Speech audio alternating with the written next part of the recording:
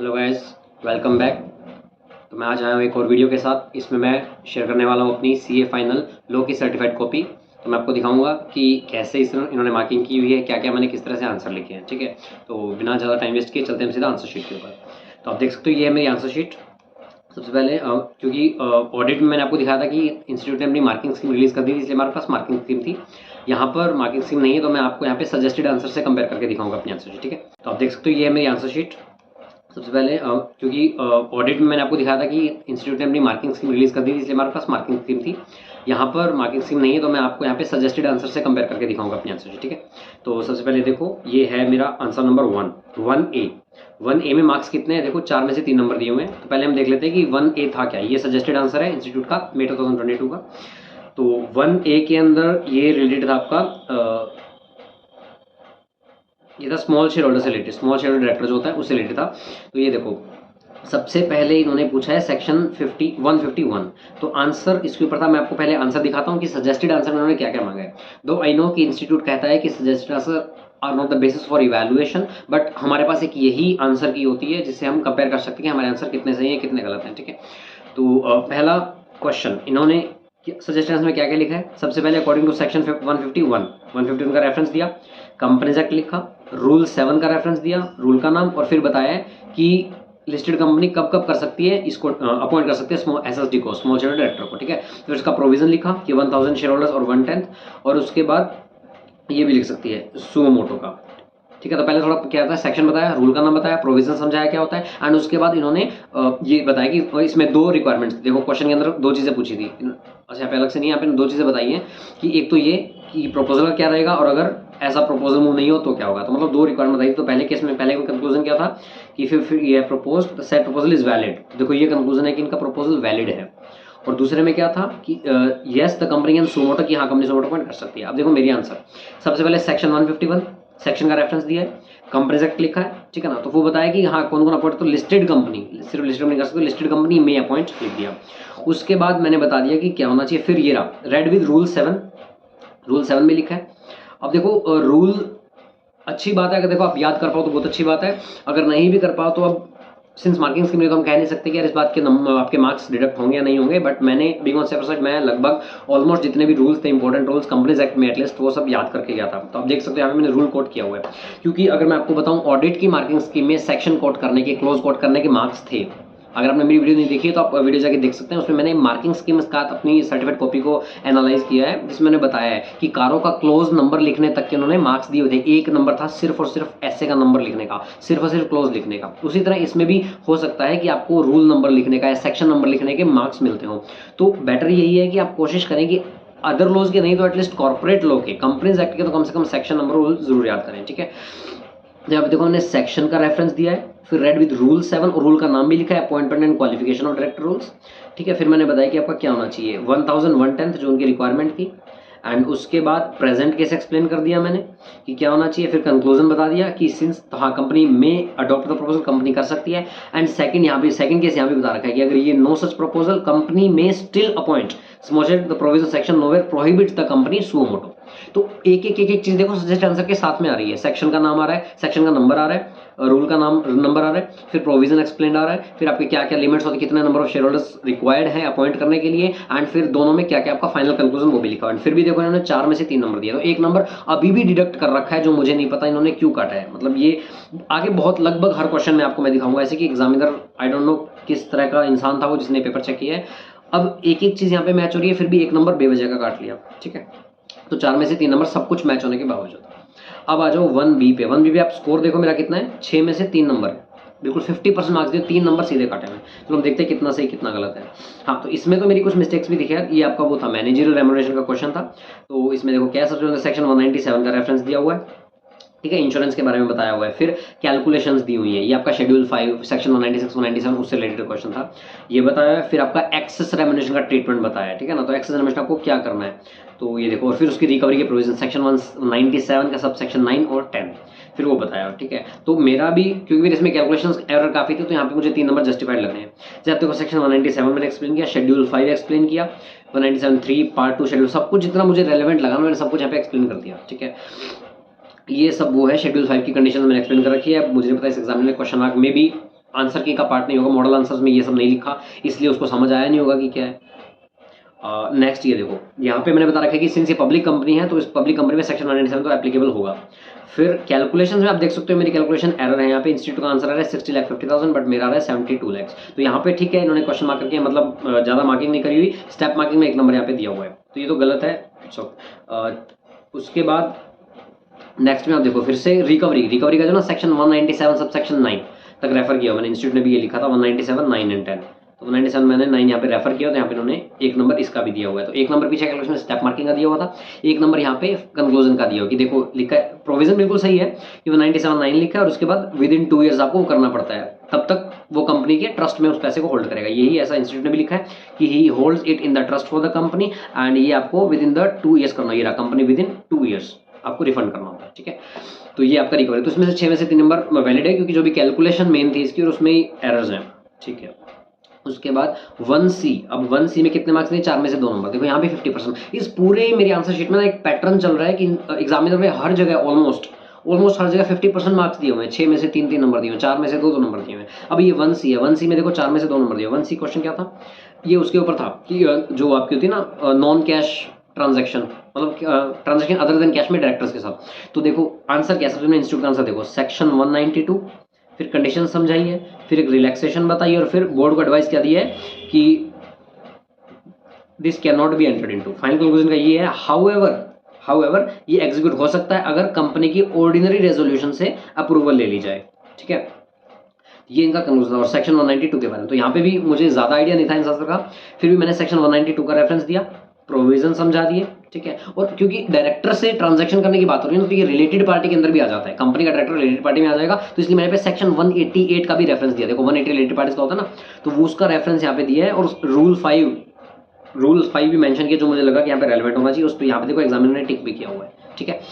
उसके बाद ये मेरा फाइनल जो मुझे लगा कंक्लूजन है, company is required to pass board resolution, of course pass सबसे पहले होता ही है, एंड यहाँ पे मैंने स्पेशल रेजोल्यूशन लिख दिया जो कि गलत है क्योंकि आंसर में हम देख रहे हैं बोर्ड रेजोल्यूशन ऑर्डिनरी रेजोल्यूशन होना चाहिए था। तो ठीक है, अगर इसका इन्होंने 4 में से 2 नंबर दिए तो दैट इज फाइन, ठीक है। नेक्स्ट पे देखो 2A में फिर से 4 में से 2 नंबर।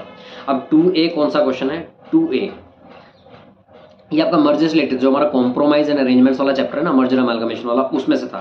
क्या रिक्वायरमेंट इनकी, सबसे पहले देखो इन्होंने सेक्शन 233 रेफर किया, सेक्शन समझाया कि क्या होना चाहिए कि 233 में कौन कौन सी कंपनीज का हो सकता है, एक तो holding and its holdee and subsidiary company या फिर 2 और मोर स्मॉल कंपनीज। तो 233 उन 2 कंपनीज के अमालगमेशन को डील करता है, या तो होल्डी एंड सब्सिडरी और होल्डिंग कंपनी का या फिर 2 स्मॉल कंपनीज का, तो वो बता दिया कि आप कैसे कर सकते हो। उसके बाद इन्होंने प्रेजेंट केस में बताया कि वैलिडिटी क्या है, कि ये हो सकते हैं क्या फास्ट ट्रैक मोड से 100% शेयर्स होल्ड करता था, क्योंकि इसमें होल्डी एंड सब्सिडरी का केस था, तो अकॉर्डिंगली 233 एप्लीकेबल था। तो इन्होंने लिख दिया yes proposal for the merger open by the board will be valid, ठीक है।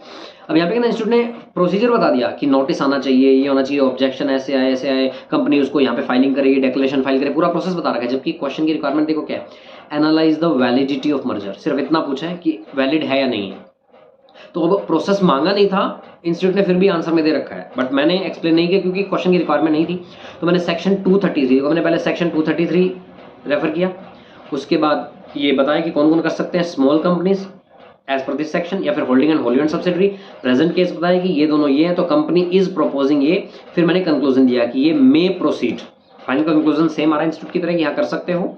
और उसके बाद मैंने ये तक बता दिया कि 233 सब सेक्शन 14 में लिखा है कि फास्ट ट्रैक मर्जर एक ऑप्शनल मोड है एंड कंपनीज अगर चाहे तो वो मेन उसमें भी जा सकती हैं, 232 वाले प्रोसेस में भी जा सकती हैं, ठीक है। उसके बाद नेक्स्ट जो इनका सेकंड पार्ट था उसमें क्या लिखा है इन्होंने कि अगर वो फॉरेन कंपनी होती तो क्या उनका मर्जर पॉसिबल है। तो फॉरेन कंपनी के लिए हमारे पास एक सेपरेट सेक्शन होता है, तो वो भी इन्होंने किया रेफर सेक्शन 234 ने लिखा कि एज पर सेक्शन 234 आपको क्या करना पड़ेगा, अकॉर्डिंग टू दिस मर्ज हो सकती है विद आरबीआई अप्रूवल। देखो यहाँ पे लिखा है इंस्टीट्यूट ने with RBI approval and comply with provisions of ये 234 और आरबीआई। मैंने क्या लिखा है, सेक्शन 234 इनकॉर्पोरेट आउटसाइड इंडिया से डील करता है, उसमें क्या देखो बराबर लिखा है कि विद द प्रायर अप्रूवल, मैंने रिजर्व बैंक ऑफ इंडिया और इसको अंडरलाइन भी किया है, तो सेक्शन का रेफरेंस आ गया, फाइनल जो है वो भी आ गया। फर्दर फिर मैंने ये भी लिखा है, ये सेक्शन का पार्ट था, इंस्टीट्यूट ने अपने सजेशन में नहीं लिखा, लेकिन ये भी उसमें सेक्शन लिखा होता है कि ये स्कीम में आपको बताना पड़ेगा कि मैनर ऑफ पेमेंट क्या रहेगा। फिर उसके बाद फॉरेन कंपनी की बात चली, तो इसलिए मैंने 2 क्लोज 42 का रेफरेंस भी दिया कि फॉरेन कंपनी कौन सी होती है, और फिर कंक्लूजन बताया है। फाइनल कंक्लूजन अंडरलाइन करके देखो अलग से लिखा है मैंने क्योंकि ऑडिट की जो मार्किंग स्कीम है ना उसमें एक लाइन थी, अगर आपने वीडियो देखी उसमें एक क्वेश्चन आ रहा था कि contention of management is invalid, उस एक लाइन का 1 नंबर दिया हुआ था। तो इसलिए हमेशा जो भी आप आंसर में फाइनली कंक्लूड करते हो ना उसको अलग से कंक्लूजन हेडिंग देकर के लिखा करो, ताकि एग्जामिनर को दिख जाए कि चलो ठीक है इतनी बड़ी कहानी लिखने के बाद फाइनली बच्चे ने कंक्लूड क्या किया है। तो यहाँ पे देखो, this does HTC and STC limited may merge if HTC is foreign company by complying with the above provisions. ठीक है, तो ये आपका 2A था। और देखो सब कुछ मैच कर रहा है, यहाँ पे एक भी चीज लैक नहीं हो रही है, फिर भी 2A में इन्होंने 4 में से 2 नंबर दिए हैं। अब मैं इस महानुभाव एग्जामिनर को पूछना चाहता हूँ कि भाई और क्या चाहिए, 4 में से 2 नंबर, मतलब आप और क्या एक्सपेक्ट कर रहे हो। मैंने सेक्शन रेफर कर दिए हैं, मैंने प्रोविजन समझा दिया, मैंने प्रेजेंट केस पे अप्लाई करके बता दिया, मैंने फाइनल कंक्लूड तक कर दिया, मैंने यहाँ पे सब सेक्शन तक बताया कि सब सेक्शन 14 के अकॉर्डिंग इन कंपनीज के पास भले ये 233 में फॉल करती है, still they have the option to opt for the normal provisions. फिर भी और नेक्स्ट में भी 234 का रेफरेंस दिया है, आरबीआई का अप्रूवल बताया अंडरलाइन करके, फाइनल कंक्लूजन में लिखा है, इतना बड़ा आंसर लिखा है जब और फिर भी 4 में से 2 नंबर दिए हुए हैं। तो मे बी इन्होंने ये जो इतना बड़ा प्रोसेस लिखा, प्रोसीजर्स लिखे हैं, इनके नंबर काटे होंगे, बट यार क्वेश्चन की रिक्वायरमेंट थी नहीं प्रोसीजर्स की, तो आई डोंट थिंक इस बात की मार्क्स उनको डालने चाहिए थे, बट एनीवेज कुछ कर नहीं सकते हैं। नेक्स्ट क्वेश्चन देखो 2B में कितने मार्क्स दिए हैं, सेम अगेन 4 में से 2 नंबर दिए हैं 2B में। अब 2B किसका था, 2B आपका ऑपरेशन एंड मिसमैनेजमेंट से रिलेटेड था, सेक्शन 241 244 अगर आपको याद हो। तो इसमें क्या है, इन्होंने बताया कि सबसे पहले सेक्शन 244 की कौन कौन लोग, कितने लोग एलिजिबल होते हैं। सेक्शन 244 रेफरेंस दिया, कितने लोग 100 मेंबर्स 1/10 और not less than 1/10 of issued share capital, provision समझा दिया। उसके बाद इतनी सारी कैलकुलेशन करके फाइनली इन्होंने ये कैलकुलेशन कर दी कि पिटीशन वैलिड कब होगी इस केस में, अगर या तो 100 मेंबर्स लगाते हैं या 85 मेंबर्स लगाते हैं या members holding 4 lakh of share capital. ये प्रोविजन चल रहे हैं अभी तक। फाइनल कंक्लूजन यहाँ पे आ रहे हैं, क्या पिटीशन मेंटेनेबल है, पहला पॉइंट तो लिखा कि एज इट इज एविडेंट दस द पिटीशन इज मेंटेनेबल। ठीक है, सेकंड पॉइंट में था कि कुछ लोगों ने पिटीशन दी, उस टाइम कुछ लोगों ने अपनी कंसेंट दे दी, उसके बाद उन्होंने अपने आप को डिसएसोसिएट कर लिया, तो क्या अब पिटीशन वो मेंटेनेबल रहेगी या फिर वो अब इनवैलिड हो जाएगी। तो इन्होंने क्या किया, केस लॉ का reference Raja Mundry electric corporation versus Nageswara Rao, क्या कंसेंट दिए, क्या कंक्लूजन दिया कि petition will be maintainable even after disassociation. अब मेरा आंसर देखो, सेक्शन 241 में स्टार्ट होता है ऑपरेशन, तो मैंने 241 बताया, प्रोवाइड्स द मेंबर्स की जो मेंबर्स 244 में एलिजिबल हैं वो एप्लीकेशन पिटीशन फाइल कर सकते हैं। फिर मैंने 244 इंस्टीट्यूट में तो सीधा यहाँ से स्टार्ट किया है, जबकि मैंने थोड़ा सा ऑपरेशन का भी ज्ञान बताया। 244 बताया इन case of company share capital. अब यहाँ ये देखो, ये मेरा एरर है, शायद एग्जामिनर को तो पकड़ा भी नहीं है, 1000 मेंबर्स, जबकि आंसर में आया था आपका 100 मेंबर्स। ठीक है, तो 1000 मेंबर्स 1/10 या फिर ये विच एवर इज लोअर, खैर लोअर है तो फाइनल कंक्लूजन में इसका फर्क पड़ेगा नहीं। फिर नॉट हैविंग शेयर कैपिटल के लिए 1/10 होता है, 1/5 होता है। फिर मैंने ये सब कैलकुलेशन करके बताया। अब इसने भाई ने क्वेश्चन मार्क क्यों लगाया मुझे नहीं पता, तुमने भी भाई कैलकुलेशन करी है 85 मेंबर्स होल्डिंग 4 लाख की क्या चाहिए, मैंने भी वही कैलकुलेशन करके बताया कि या तो 85 मेंबर्स या 4 lakh issued share capital which ever is lower. आपने लोगों ने ये लिखा है, पता नहीं यहाँ पे क्वेश्चन मार्क क्यों डाल रखा है। उसके बाद फिर फाइनल कंक्लूजन यही है फर्स्ट पॉइंट का कि yes petition will be admitted. ठीक है, साइंड बाय 90 मेंबर्स, देखो मैंने लिखा है कि 90 मेंबर्स ने साइन किया तो पिटीशन एडमिटेड है, इन्होंने भी ये लिखा है पिटीशन मेड बाय 90 मेंबर्स तो पिटीशन इज मेंटेनेबल। एडमिटेड को लिख करके कैपिटल में लिख करके अंडरलाइन किया कि भाई देख ले फाइनल कंक्लूजन ये है। नेक्स्ट पॉइंट क्या था, वही कि डिसएसोसिएट कर लिया, अब वैलिड रहेगी या नहीं रहेगी। केस लॉ का रेफरेंस मैंने दिया, Raja Mundry electric corporation versus Nageswara Rao, और ये भी लिखा है कि फाइनल कंक्लूजन फिर से लिखा है 10 petition will be maintainable, underline करके बड़ा बड़ा। और फिर भी इस इतने एक्यूरेट क्वेश्चन, मतलब मेरे अकॉर्डिंग ये आंसर एकदम अप्रोप्रिएट है, आई डोंट थिंक इसमें और कुछ एडिशन होता। फिर भी भाई ने इसमें क्या कर रखा है, 2B है ये, 4 में से 2 नंबर दे रखे हैं।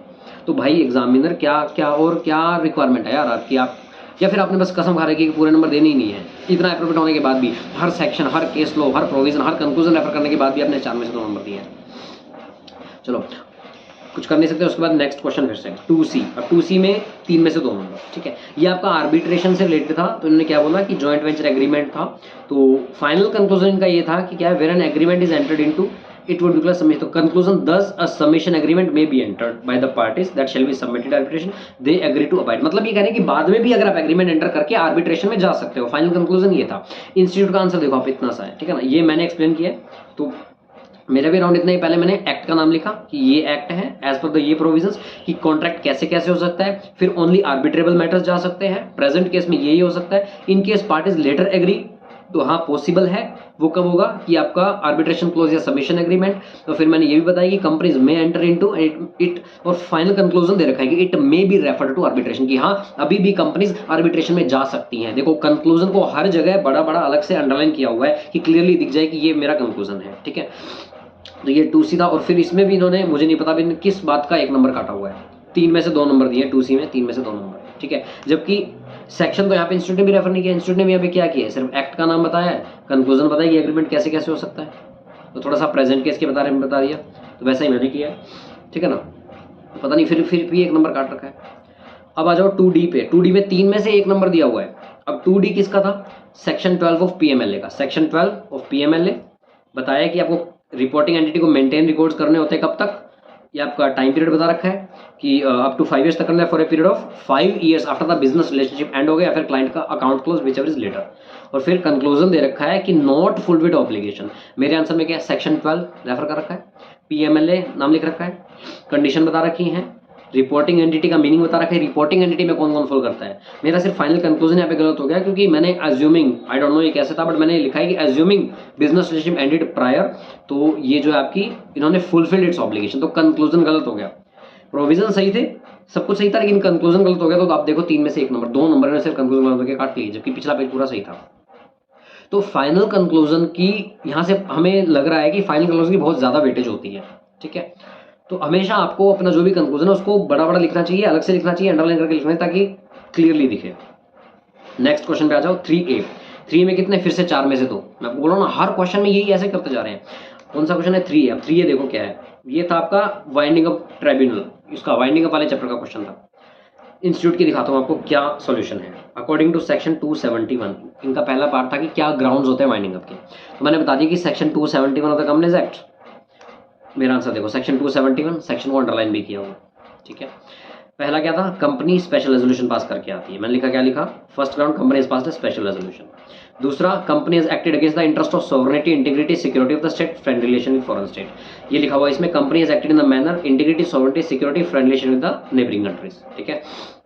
थर्ड इनका है कि ये रहा, कंपनी के जो अफेयर्स है वो कंडक्ट हो रहे हैं फ्रॉडुलेंट मैनर में, या कंपनी फ्रॉडुलेंट अनलॉफुल पर्पस के लिए बनी है। ये मैंने इसमें नेक्स्ट में लिखा है, ये रहा कि affairs of the company are conducted in a manner prejudicial to the members, the company has formed to defraud, मतलब फ्रॉडुलेंट मैनर, ठीक है। फिर नेक्स्ट है आपका default in filing immediately preceding 5 consecutive financial years, आपने एनुअल रिटर्न या financial file नहीं करी, ये मैंने यहाँ भी लिखा है। Company fail to furnish financial statement या annual return continuous period of 5 years, ठीक है। उसके अलावा tribunal is opinion it is just and equitable, the company should be wound up. Tribunal को लगता है कि कोई ग्राउंड नहीं भी है, ट्रिब्यूनल को लगता है कि जस्ट एंड इक्विटेबल है कंपनी को वाइंडिंग अप करना, तो मैं लिख रहा है tribunal is of opinion that it is just and equitable to wind up the company. अब भाई यहाँ क्वेश्चन मार्क लगा रखा है, क्या मतलब, आई डोंट नो क्या कहना चाह रहे हो आप, आपका आंसर भी तो यही खत्म हो रहा है ना यार। फर्स्ट पार्ट का देखो, ये ए है, ठीक है, इसका फर्स्ट पार्ट का यही तो, इतना ही तो है आंसर 271 और 5 ग्राउंड और एक खत्म, सेकंड पार्ट स्टार्ट। मैंने भी तो यही किया है, यार। फर्स्ट पार्ट 271 का रेफरेंस दिया हुआ है, 1B, C और DE, 5 ग्राउंड लिख रहे हैं, यहाँ पे क्वेश्चन मार्क लिख रखा है, पता नहीं क्या चाहिए। नेक्स्ट पार्ट में इन्होंने पूछा था कि जो ROC ने एप्लीकेशन लगाई है, पिटीशन लगाई है, वैलिड है या नहीं है, तो सेक्शन 272 का रेफरेंस दिया है, ठीक है। और उसके बाद इन्होंने बताया कि रजिस्ट्रार को वो लेना पड़ता है, सेंट्रल गवर्नमेंट का अप्रूवल लेना पड़ता है, और final close petition is invalid, ठीक, 272 इनवैलिड। मैंने क्या लिखा है, सेक्शन 272 प्रोवाइड द पिटिशनर कर सकता है, ये कौन कौन लोग, इसमें बताया कि कौन कौन लोग सेक्शन 272 बोलता है कि कौन कौन लोग पिटिशन फाइल कर सकते हैं, उनकी लिस्ट दे दी मैंने, जो कि इंस्टीट्यूट ने तो अपने आंसर में दी भी नहीं दी इंस्टीट्यूट ने ना, हाँ नहीं दिया, ठीक है। उसके बाद प्रेजेंट केस बताया मैंने, और फिर फाइनल आपको कंक्लूड भी कर रखा है कि petition filed by ROC is not valid, तो इनवैलिड, नॉट वैलिड, सब कुछ ठीक है, और फिर भी 3A के अंदर 4 में से 2 नंबर। मैं आपको बताऊं, मुझे लॉ का पेपर देख के मेरा सबसे ज़्यादा मूड ऑफ हो गया था, क्योंकि मेरी सिर्फ 3 मार्क्स से ऑल इंडिया रैंक गई है, सिर्फ 3 मार्क्स से। तो अब ऐसी जगह पे जहाँ पे इतने अप्रोप्रिएट आंसर होने के बावजूद मैंने आपके सजेस्टेड आंसर से एक एक सेक्शन, एक एक केस लो, एक एक कंक्लूजन मैच करवा रखा है, उसके बावजूद आप मेरे 2-2 नंबर, 3-3 नंबर ऐसे काट रहे हो मुफ्त में, जैसे इन नंबर्स की कोई वैल्यू नहीं है। तो अब मुझे बिल्कुल नहीं समझ में आ रहा, या तो ये एग्जामिनर मुझे आके बताए कि भाई मैंने इस बात के नंबर काटे हैं, क्योंकि मेरे तो समझ से बाहर है। आप देख सकते हो आपके सामने, ठीक है ना, तो ऐसे नंबर काट रहे हैं। फिर 3B में देखो, फिर से 4 में से 2 नंबर, ठीक है। 3B कौन सा था, फॉरेन कंपनी से रिलेटेड था। सेक्शन 2 क्लोज 42 का रेफरेंस, पहले डेफिनेशन दी उन्होंने फॉरेन कंपनी की कि फॉरेन कंपनी होती क्या है। फिर उन्होंने सेक्शन 379 का रेफरेंस दिया, क्या बताया इन्होंने, फिर ये बताया कि एक ऐसी कंपनी जिसमें एटलीस्ट 50% जो एक्विटी है वो इंडियन सिटीजन के द्वारा होल्ड की गई है वगैरह, not less than 50% of paid up share capital, equity और प्रेफरेंस जो है हेल्ड बाय 1 और मोर सिटीजन्स ऑफ इंडिया, ठीक है। तो इन्होंने क्या बोला कि वो company shall also comply with chapter 22 and other provisions.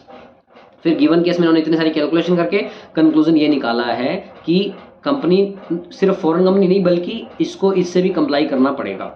अब मैंने क्या लिखा है, सेक्शन 2 क्लोज 42 डिफाइन किया foreign company as it is कि एक इनकॉर्पोरेटेड इंडिया में, उसका place of business in India and business activity in India, ठीक है। फिर मैंने ये प्रोविजन इन्होंने समझा वो भी एक्सप्लेन किया कि 50% ऑफ, यहाँ पे हाँ ये गलती हो सकती है कि इक्विटी कैपिटल लिखा है मैंने, तो citizen of India body corporate, ठीक है ना। फिर मैंने ये लिखा है कि आपको कंप्लाई करना पड़ेगा विद चैप्टर 22। देखो चैप्टर 22 तक लिखा हुआ है कि अगर आप इसमें फॉलो करें तो आपको इस चैप्टर से कंप्लाई करना पड़ेगा। फिर फर्स्ट पॉइंट का मैंने कंक्लूजन दिया, इन्होंने यही कंक्लूड किया कि हाँ जो क्वेश्चन में कंपनी दी हुई है वो इस वाले क्लोज में फॉलो कर रही है, इसलिए उसको फॉरेन कंपनी के साथ साथ चैप्टर 22 का भी कंप्लायंस करना है। मैंने कंक्लूजन लिखा कि company incorporated outside India, accordingly इसको क्या करना पड़ेगा, एक मिनट, हाँ तो यहाँ पे मैं शायद कंक्लूजन लिखना भूल गया, मैंने अल्टरनेट व्यू कुछ करके लिखा हुआ है कि ये तो अल्टरनेटिव व्यू है यार, क्योंकि ना इसमें हमारे वो रहती है, एम्बिग्यूटी रहती है कि business activity in India and business place in India, ये दोनों कंडीशन पूरी होनी चाहिए या फिर एनी वन कंडीशन पूरी, तो इसलिए मैंने यहाँ पे सेफर साइड के लिए अल्टरनेटिव व्यू डाल दिया था। बट कंक्लूड मैंने यहाँ पे यही किया है कि वो आपका वो है एज ए प्लेस ऑफ जो फॉरेन कंपनी है, मैंने यहाँ पे ये वाली चीज़ नहीं लिखी कि चैप्टर 22 में फॉलो कर रही है, ठीक है। एनीवेज नेक्स्ट क्वेश्चन फिर इनका क्या था, आरओसी ने एक नोटिस सर्व किया है तो वो आपका वैलिड है या नहीं, इन्होंने क्या कंक्लूड किया है सबसे पहले, यस ये सर्विस जो है वो आपका वैलिड है। सेक्शन उन्होंने रेफर किया 383 कि वो आपका वैलिड माना जाएगा अगर वो एड्रेस करते हो ऐसे पर्सन को जिसका नेम एड्रेस आपने आरओसी को डिलीवर किया था। मैंने क्या लिखा, सेक्शन 283, अच्छा यहाँ पे ये गलत हो गया, 383 आना था। अब हाँ यहाँ पे एक चीज़ और, अगर आपको सेक्शन, ये तो खैर मेरा मतलब सिली मिस्टेक है क्योंकि मुझे सेक्शन पता था, वो 383 की जगह गलती से 283 लिखा गया, लेकिन ये एक टिप है कि अगर आपको सेक्शन पे आप कॉन्फिडेंट नहीं हो ना तो बेटर है कि आप सेक्शन मत लिखो, लेकिन गलत सेक्शन कभी मत लिखना। सेक्शन में कॉन्फिडेंट हो लिखो, अपना लिख देना एज पर relevant provisions of the companies act और whichever the act is, ठीक है, लेकिन गलत सेक्शन कभी मत कोट करना। तो सेक्शन 383 आना था यहाँ पे, फिर बता दिया कि वैलिड माना जाएगा, अकॉर्डिंगली ये वैलिडली सर्व्ड है, सब कुछ ठीक है। बस यहाँ पे एक कंक्लूजन गलत था, उसमें भी फिर उन्होंने 3B में देखो मेरे आधे मार्क्स दिए हुए, 4 में से 2। ऐसी 3C में 6 में से 3 नंबर, फिर से आधे नंबर। अब 3C क्या है, 3C में देखो क्या पूछ रहा है, 1, 2 और 3 तीन पार्ट्स हैं। सबसे पहले इन्होंने शेड्यूल्ड ऑफेंस को डिफाइन किया है, पार्ट ए वाले, पार्ट बी अगर 1 करोड़ और मोर है, और पार्ट सी वाले। मैंने क्या डिफाइन किया, scheduled offence part A and C वाले, और पार्ट बी अगर 1 करोड़ से ज़्यादा है, ठीक है। नेक्स्ट में क्या है, अकॉर्डिंग टू सेक्शन 9 इन्होंने रेफर किया हुआ है कि क्या क्या होना चाहिए, तो कि जो प्रॉपर्टी है वो सेंट्रल गवर्नमेंट के पास चली जाएगी और वो फ्री फ्रॉम इनकम टैक्स, तो आपका कंटेंशन जो है वो इनकरेक्ट है, इनकरेक्ट लिखा हुआ है, ठीक है। सेक्शन 8 फिर सेक्शन 9 रेफर किया है, फ्री फ्रॉम ऑल इनकम्बरेंसेस लिखा हुआ है, और उसके बाद कंक्लूजन लिखा हुआ है कि it is clear that confiscation shall vest in central government not the president of India. तो मतलब ये आपका इनकरेक्ट, देखो फाइनली इतना कैपिटल में लिख के कंक्लूड किया हुआ है कि आपका कंटेंशन इनकरेक्ट है, ठीक है। थर्ड पॉइंट आपका क्या है, आपके पास रेमेडीज क्या है, ये रेमेडीज में मेरा थोड़ा एरर हो गया था। इन्होंने बोला था एक तो ये रेमेडी है कि आप राइट्स एंजॉय कर सकते हो इवन आफ्टर अटैचमेंट, ठीक है। और दूसरा आपका था ये रहा सेक्शन 42 कि आप हाई कोर्ट के पास जा सकते हो, agreed by the adjudicating authority, आप अपीलेट ट्रिब्यूनल के पास जा सकते हो, ठीक है। तो यहाँ पे मैंने ये लिखा कि सेक्शन 42 मैंने रेफर कर दिया था कि आप अपील फाइल कर सकते हो, लेकिन आप वो प्रॉपर्टी में उसके राइट्स एंजॉय कर सकते हो वो नहीं लिखा था, तो मैं भी उसके कारण उन्होंने मार्क्स किया।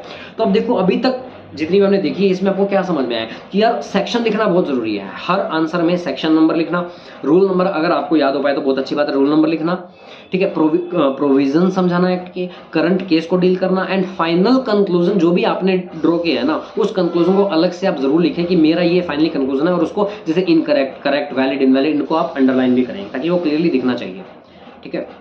उसके बाद आंसर 4A देखो, 4A में भी 4 में से 2 नंबर। अब 4A क्या है, ये था उससे रिलेटेड कलेक्टिव इन्वेस्टमेंट स्कीम। अब देखो क्या है, section 11AA of SEBI act, ठीक है। पहले इन्होंने एक्सप्लेन किया क्या होती है, फिर 11AA सबसेक्शन 2 की वो आती है 4 कंडीशन, वो इन्होंने एक्सप्लेन की हुई है। फिर सबसेक्शन 2A भी होता है, वो भी एक्सप्लेन किया हुआ है, और फिर कंक्लूजन दिए हुए 2 चीज़ों के, पहला कि हाँ जो करंट क्वेश्चन स्कीम दी हुई है वो फॉल करेगी इसमें, दूसरा अगर स्कीम रजिस्टर्ड नहीं है, इन्होंने बोला है कि अगर वो इतने अमाउंट से ज़्यादा तो उसको हम डीम्ड कर लेंगे। यहाँ पे थोड़ा कंफ्यूजन हुआ, मैं आपको आंसर दिखाता हूँ एक बार। मेरा आंसर क्या है, सेक्शन 11AA सेबी एक्ट मैंने एक्सप्लेन किया, फिर 11AA2 और 11AA2A ये भी एक्सप्लेन किया। देखो 11AA2 के अंदर इनकी 4 कंडीशन आ रही थी, मैंने वो 4 एक्सप्लेन करी कि वो आपका इन्वेस्टर से आप फंड्स ले रहे हो, ये सब 4 कंडीशन डिटो मैच कर रही है इंस्टीट्यूट से, ठीक है। उसके बाद अकॉर्डिंगली इट में भी concluded scheme is a collective investment scheme, तो इंस्टीट्यूट में भी था कि हाँ and is registered with SEBI, तो यस ये आपकी कलेक्टिव स्कीम बन रही है। सेकंड क्वेश्चन में इन्होंने पूछा कि अगर इन्होंने रजिस्ट्रेशन नहीं करवाया सेबी के पास तो फिर उससे क्या होगा, उसका क्या कंसिक्वेंसेज होंगे। ये देखो question, what will be your answering the scheme is not registered with SEBI. तो अब इसको इंस्टीट्यूट ने तो आंसर ऐसे किया कि अगर स्कीम रजिस्टर्ड नहीं है और आपका अमाउंट इतने से एक्सीड कर रहा है तो हम ये डीम्ड मान लेंगे कलेक्टिव इन्वेस्टमेंट स्कीम। लेकिन मैंने इसका आंसर दूसरे वे में दिया। मैंने क्या बोला कि अगर स्कीम रजिस्टर्ड नहीं है तो आपको पेनल्टी लगेगी, सेक्शन 15D पेनल्टी का है। तो मैंने पेनल्टी का सेक्शन रेफर किया, मिनिमम मैक्सिमम पेनल्टी बताई, लेकिन इंस्टीट्यूट कुछ और एंगल से सोच रहा था तो मेरा यहाँ पे गलत हो गया। ठीक है, जो आपका 4A था इसमें मुझे देखो सब कुछ 4 में से 2 नंबर दिए हैं। ऐसे ही आ जाओ आप 4B के ऊपर, 4 में से 1 नंबर। अब 4B आप देखो इसमें तो हद कर दी, एकदम हद कर रखी एग्जामिनर ने। मतलब क्या ये लोग आंख बंद करके चेक करते हैं क्या? ये एक्चुअली मतलब ना फिर इंस्टीट्यूट बोलते हैं कि यार आप हमारे खिलाफ गलत बोल रहे हो, हमारी इमेज टार्निश हो रही है, ये है भाई। इमेज टार्निश हम लोग नहीं कर रहे, इमेज टार्निश आपके खुद के एग्जामिनर कर रहे हैं, जिनको मतलब आंख खोल के भी उनको पेपर चेक नहीं करना है। तो उनके सामने आंसर किया फिर भी उनको नहीं देखना आता कि क्या सही है क्या गलत है। सीज एंड डिसीज ऑर्डर होता है सेबी एक्ट के अंदर, उसके बारे में क्वेश्चन था। इंस्टीट्यूट का आंसर देखो, section 11D of SEBI act कब कर सकता है? अगर सेबी एक्ट रूल्स रेगुलेशंस की आपकी नॉन कंप्लायंस होती है तो SEBI cease and desist order pass कर सकता है। उसके बाद उन्होंने बोला कि लिस्टेड पब्लिक कंपनी के केस में आप ऑर्डर पास नहीं करोगे जब तक आपके पास ये ग्राउंड्स नहीं है कि वो इनसाइडर ट्रेडिंग में इंडल्ज्ड है। इन व्यू, और ये फाइनल कंक्लूजन कि SEBI has the power to pass cease and desist order. ये आपका पूरा बी है, ये पूरा बी पार्ट है। मेरा 4B देखो आप एक बार दोबारा देख लो। 11D का रेफरेंस, एक्ट रूल रेगुलेशन का नॉन कंप्लायंस, तो आप पास कर सकते हो। लिस्टेड कंपनी सिर्फ तभी जब इनसाइडर ट्रेडिंग है। Final conclusion statement is correct. मेरा answer section 11D SEBI act पास कर सकते हैं अगर SEBI act rule regulation act rule guidelines इनका नॉन कंप्लायंस हो रहा है तो। It has the power provided in case of listed entity public company intending to get its, देखो दोनों चीजें यहाँ पे, एक तो लिस्टेड कंपनी या फिर लिस्टेड पब्लिक कंपनी और a public company which intends to get its securities listed. इतना तक लिख रखा है डिटेल में। In case of listed entity और public company intending to get its shares listed such shall not be pass unless there are कि insider trading है। ये तक लिख रखा है क्लियरली। आपका भी तो यही कंक्लूजन है, कर सकते हो। और फिर 4B में 4 में से 1 नंबर, भाई क्या नशे में था क्या या नींद में था? सब कुछ होने के बावजूद 4B 4 में से 1 नंबर दे रहा है। मतलब क्या चाह रहा था? 4 इसमें से इतने का 4 में से 1 नंबर दे। ये तुम्हारे इंस्टीट्यूट का सॉल्यूशन है ये, और ये मेरा सॉल्यूशन है। एक भी वेरिएशन बता दो कहाँ पे है? 4 में से 1 नंबर, 3 नंबर तो मेरी यही। ये अकेला एक का आंसर सही से चेक कर देता तो आज मैं ऑल इंडिया रैंक होल्डर होता। फिर आ जाओ 4C पे, 3 में से 2 नंबर। अब ये क्या है? ये भी आपका मैं दिखा देता हूँ आपको। ये उसके रिलेटेड था कि आपका जो non resident person resident outside India होता है उन्होंने इन्वेस्टमेंट हेल्ड कर रखी थी। तो foreign exchange management capital account transaction, ठीक है। इसमें क्या था? Real estate business. इन्होंने बोला कि जो PROI है वो कहाँ पे इन्वेस्ट कर सकता है। फिर बोला कि रियल एस्टेट बिजनेस में आप इन्वेस्ट नहीं कर सकते, लेकिन रियल एस्टेट बिजनेस की जो डेफिनेशन है that excludes township, residential commercial premises, road bridge, real estate investment trust. तो कंक्लूजन क्या निकाला? प्रोपोजल ऑफ इन्वेस्टिंग फंड्स ये फिजिबल है, मतलब ये अलाउड है। इतना ही बताया इन्होंने। फेमा रेगुलेशन भी बताई है, फिर इन्होंने प्रोविजन बताए हैं कि आप रियल एस्टेट में इन्वेस्ट नहीं कर सकते, फिर उन्होंने बोला रियल एस्टेट डेफिनेशन में क्या क्या एक्सक्लूडेड है, फिर आप इन्वेस्ट कर सकते हो। ये आपका देखो C पार्ट खत्म हो रहा है, ऐसे D स्टार्ट हो रहा है। मेरा आंसर देखो 4C। मैंने क्या बताया? पहले फेमा एक्ट में बताया कि 2 तरह की ट्रांजैक्शन होती है, करंट कैपिटल। फिर मैंने सेक्शन 6 बताया है। उसके बाद foreign exchange capital account regulations बताई हैं। फिर ये बताया कि किस किस में आपकी प्रोहिबिटेड है। फिर रियल एस्टेट की डेफिनेशन बताई है, development of township, commercial residential property, road bridge, investment trust, एक चीज डिटेल में बताइए। उसके बाद प्रेजेंट केस तक बताया है और कंक्लूजन दिया अलग से हेडिंग डाल के कि ये परमिटेड है, और क्योंकि development of test is not covered in the, ये कि इसमें कवर्ड नहीं है तो इसलिए अलाउड है। और फिर भी इसको 4C के अंदर देखो आप 3 में से 2 नंबर दे रहे हैं। 1 नंबर यहाँ किस बात के काट रहा है भाई? किस बात के? मतलब मुझे लगता है इतना फ्रस्ट्रेटेड एग्जामिनर होगा ना ये हर जगह जहाँ इसने मतलब ऐसा पेपर के भी इसने नंबर काट रखा है। उसके बाद आ जाओ 4D पे, इसमें भी 3 में से 2 नंबर। अच्छा 4D मैंने आगे लिखा है, चलो मैं बाद में दिखाऊंगा। अब चैप्टर 6A आ गया। देखो 5th मैंने अटैम्प्ट नहीं किया, नहीं 5th किया हुआ अटैम्प्ट। 6A देखो, अच्छा 5th अटैम्प्ट नहीं किया हुआ, ठीक है। हाँ 5th अटैम्प्ट नहीं किया हुआ। 6A में 4 में से 2 नंबर, फिर से 50%। अब 6A दिखाते हैं। ये रहा 6A का क्वेश्चन क्या है देखो। सेक्शन 149(10), 149(11) का reference. Independent director, term up to 5 consecutive years, eligible for reappointment on passing special resolution and disclosing board report। मैं मेरा आंसर साक्षात दिखाता हूँ। 149 का reference. Independent director, tenure of not exceeding 5 years, ठीक है ना। यहाँ भी लिखा है इन्होंने टेन्योर ऑफ 5 ईयर्स, ठीक है। उसके बाद में क्या होता है? Eligible for reappointment, special resolution, disclosure in board report. क्या है? स्पेशल रेजोल्यूशन डिस्क्लोजर इन बोर्ड रिपोर्ट, ठीक है। उसके बाद 149(11) का रेफरेंस, ये आपके 149(11) का रेफरेंस, 149(11) का रेफरेंस कि वो अपॉइंट हो सकता है maximum 2 consecutive terms and not thereafter, और ये भी आपने लिखा है क्या होगा कि मैक्सिमम 2 कंसेक्यूटिव टर्म्स के लिए हो सकता है, उसके बाद eligible for appointment after expiry 3 years का कूलिंग पीरियड होता है, मैंने वो भी बताया। उसके बाद क्या होगा, अच्छा कूलिंग पीरियड आगे प्रोविजन बता रखा है मैंने। अब 3 डायरेक्टर थे ए, बी और सी, बताया कि प्रेजेंट केस में क्या चल रहा है, ए इतने साल के लिए हो चुका है, बी इतने और सी इतने के लिए हो चुका है। फिर देखो एक अलग से बताया कि भाई तेरे को पढ़ने में दिक्कत नहीं आनी चाहिए। मिस्टर ए के बारे में मैंने क्या बताया कि ही इज एलिजिबल, आपने क्या कंक्लूड किया, appointment of A was appointed therefore he can be reappointed. B में मैंने क्या बताया, he is eligible to be reappointed, आपने बी में क्या बताया, he can also be reappointed.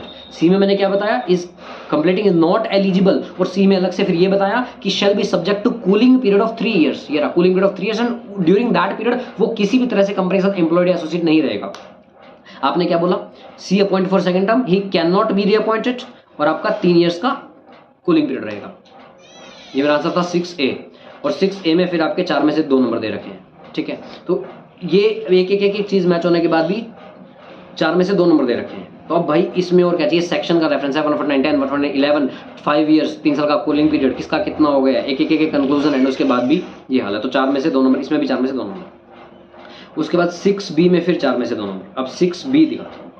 6B में क्या है, सेक्शन 174(1) का रेफरेंस, जिसमें मैंने कोरम बताई है, कोरम कितनी, 1/3 या 2 directors whichever is higher. 174(1) का रेफरेंस ये रहा, 1/3 2 विच एवर इज हायर। फिर 173(2) का रेफरेंस कि आप अटेंड कर सकते हो चाहे इन पर्सन, चाहे वीडियो कॉन्फ्रेंसिंग में, चाहे ऑडियो विजुअल मीन्स में। 173(2) physically, video conferencing, other audio visual means में, ठीक है, बिल्कुल सेम चल रहा है अभी तक। उसके बाद प्रेजेंट केस, इन्होंने भी इंस्टीट्यूट ने प्रेजेंट केस, कोरम कंप्लायंस उन्होंने क्या बोला कि हाँ चाहे आप कैसे भी कर रहे हो, it implies that all the directors attended the meeting and quorum compliance, मतलब कोरम वैलिड है। मैंने भी बताया कि since all the directors are present valid quorum है। Next approval of financial statements, इन्होंने क्या बोला कि रूल 4 बताया, रूल 4 जो था उसमें था, लेकिन बाद में हाउएवर अवॉइड नोटिफिकेशन, ये rule 4 has been omitted, rule 4 omit हो गया है। एंड अब फाइनल कंक्लूजन ये है कि company has complied with the provisions. मैंने क्या बताया, ये रहा, as rule 4 of the companies, ये rule has been omitted, the approval is valid. सब कुछ ठीक है। 6B 4 में से 2 नंबर। Section, rule, provisions, explanation, current scenario सब समझाने के बाद भी 4 में से 2 नंबर। उसके बाद 6D में से 3 में से 1 नंबर। अब 6D में तो चलो ठीक है, मैंने फाइनल कंक्लूजन में गलत हो गया था क्योंकि इन्होंने सेक्शन 21 का रेफरेंस दिया हुआ है यहाँ पे, 21(6)A का, जो मैंने रेफर नहीं किया हुआ, तो मे भी इसके कारण, वरना मैंने फाइनेंशियल डेट बताया, फाइनेंशियल क्रेडिटर की मीनिंग बताया, कौन कौन IBC में एप्लीकेशन फाइल कर सकता है वो बताया, वो सब। तो एनीवे 6D में कोई कंप्लेंट नहीं है, 3 में से 1 नंबर है, तो दैट इज फाइन। ये रहा 4D। अब 4D में मार्क्स कितने हैं, 3 में से 2। अब 4D आप देखोगे ना, फॉरेन कॉन्ट्रीब्यूशन रेगुलेशन एक्ट का क्वेश्चन, मैं आपको 4D भी दिखा देता हूँ एंड फिर हम इस वीडियो को वाइंड अप कर देंगे। 4D, ये रहा 4D का आंसर। देखो फॉरेन कंट्रीब्यूशन क्या चाह रहे हैं, सेक्शन 21H का रेफरेंस सबसे पहले कि फॉरेन कंट्रीब्यूशन का मीनिंग बताया। फिर 21J के अंदर इन्होंने बताया कि फॉरेन सोर्स का मतलब क्या होता है, ठीक है। फिर 2 कंक्लूजन कि 2 पॉइंट एक्सप्लेन किए, उसमें क्या बोला इन्होंने, यस पहला कंक्लूजन है क्या डोनेशन दे सकता है, सॉरी क्या वो फॉरेन सोर्स से मानी जाएगी, यस डोनेशन आपकी will be treated as foreign contribution. मैंने मेरा आंसर देखो 21H जो इंस्टीट्यूट का था, 21H 21J, यहाँ पे भी 21J, ठीक है। Present case citizen, yes conclusion देखो 1 लिख करके क्लियरली बता रखा है कि yes amount transferred will be amount to foreign contribution. Second conclusion आपका क्या है, सेकंड क्लोजन आपका ये है कि will not be treated as foreign contribution.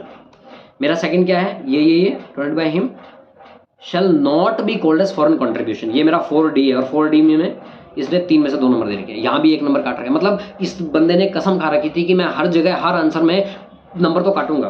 तो यार ऐसा ना कोई रूल नहीं है कि अगर आप थ्योरी का पेपर है, अगर सब कुछ मैच करें उसके बावजूद भी आप नंबर काटोगे। तो मतलब मैं तो ये मानता हूँ ये जो प्रोटेस्ट वगैरह हो ना, ये सब वैलिड है। मतलब ये एग्जामिनर, मुझे नहीं पता है कैसे लोग ये पेपर चेक करते हैं, कौन है ये, इनका दिमाग किस तरह का होता है, आई डोंट नो। ये आपके सामने आंसर शीट है, सब कुछ सच में मैच होते हुए भी इस तरह की मार्किंग उन्होंने करी हुई है। तो आप देख सकते हो इतनी जगह पे अगर मेरे बेवजह के इन्होंने नंबर काटे, तो आप मेरे अगर सही से चेकिंग किया होता तो लॉ में शायद कितने अच्छे मार्क्स होते, ठीक है ना। बट एनीवेज ये हमारा मुद्दा नहीं है, मैटर यही है कि आपको इस चीज़ से देखना चाहिए कि यार मैक्सिमम यही हो सकता है कि आप इससे, यही हो सकता है कि जैसे आप पेपर अटेम्प्ट कर सकते हो, ठीक है ना, कि आपने सेक्शन का रेफरेंस दे दिया, आपने रूल का रेफरेंस दिया है। तो एक सीरीज होती है, मैं आपको बताता हूँ। सबसे पहले आप सेक्शन बताओगे कि एज पर ये section of this act, section नहीं पता तो एज पर relevant provisions of this act, लेकिन गलत सेक्शन कभी मत लिखना। प्रोविजंस एक्सप्लेन करो कि क्या प्रोविजंस क्या बोलते हैं, फिर करंट सिनेरियो में बताओ कि हमारे प्रेजेंट केस में, क्वेश्चन में हमारे क्या केस, थोड़ा सा एक्सप्लेन कर दो कि अच्छा हमारे केस में ये वाली प्रॉब्लम है, एंड फिर उसका बताओ कि कंक्लूजन क्या है कि भैया इस केस में एज पर दिस प्रोविजंस क्या होना चाहिए। और फाइनल कंक्लूजन आप देखो हर आंसर में मैंने कंक्लूजन को लिखा हुआ था, अंडरलाइन किया हुआ है, बड़ा बड़ा लिखा हुआ है, ठीक है। तो ये थी मेरी सर्टिफाइड कॉपी, मुझे आई होप ये आपके लिए यूजफुल रहेगी, हेल्पफुल रहेगी, एंड आई रियली विश कि ये जो हमारे प्रोटेस्ट हमारी फैकल्टीज कर रही हैं, अभी जो काफा भी बना है चार्टर्ड अकाउंटेंट फैकल्टी एसोसिएशन, तो इसका कुछ पॉजिटिव आउटकम आए और ऐसी ये जो हरकतें इन एग्जामिनर्स की वो भी सुधरें। Anyways, wish you all the very best, I hope you all clear exams with flying colours, wish you all the best, take care, bye bye.